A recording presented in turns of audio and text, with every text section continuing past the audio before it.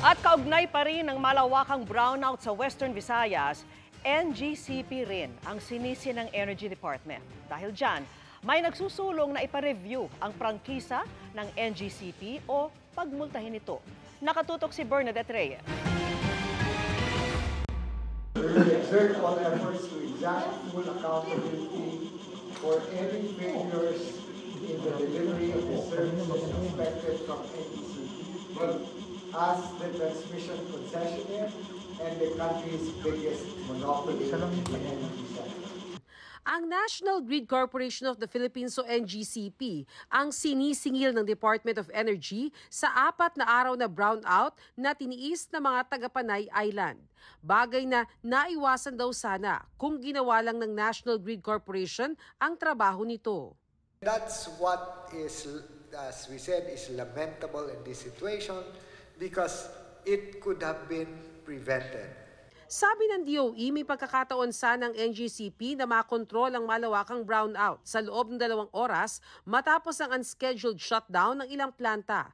Pero wala raw itong ginawa sa loob ng panahong ito. So the time that the generator had an unscheduled breakdown past noon of January 2, NGCP did not do anything as the systems operator responsible for maintaining the stability and integrity of the transmission grid for the next 2 hours.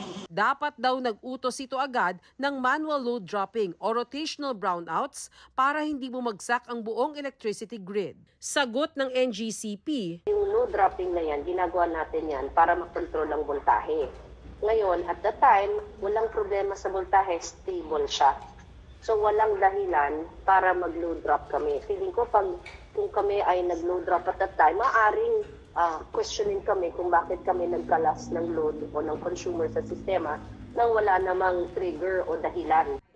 Ang Senado at Kamara nagkakasana ng investigasyon, lalo't pangalawang beses na itong nangyari sa Panay Island matapos magkaroon din ng malawakang brownout noong April 2023. Dahil sa nangyari, gusto ni Senate Energy Committee Chairperson Senator Raffy Tulfo na ipa-review ang prangkisa ng NGCP. Handa naman daw humarap sa investigasyon ang NGCP. Ang hiningi lang siguro namin ay maging objective yung pagsisiyasat at bigyang pansin ang lahat ng sektor. Kasi kung mag-review tayo niyan, dapat ang review is total and all-encompassing. Hindi lang yung isang sektor ang titingnan at tititigan. Suportado raw ng DOE ang mga panawagan para sa legislative investigation. Sa katunayan, irerekomenda raw nila sa Kongreso ang ilang bagay, kabilang na ang paglipat ng System Operation Function ng NGCP. Gusto rin ng DOE na pag-aralan ng pagpapataw ng mga multa at pag-aralan ng special tax privilege ng NGCP.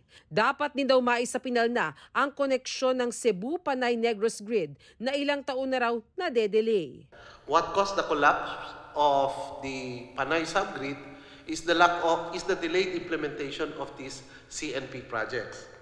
Para sa GMA Integrated News, Bernadette Reyes, Nakatutok, 24 Oras.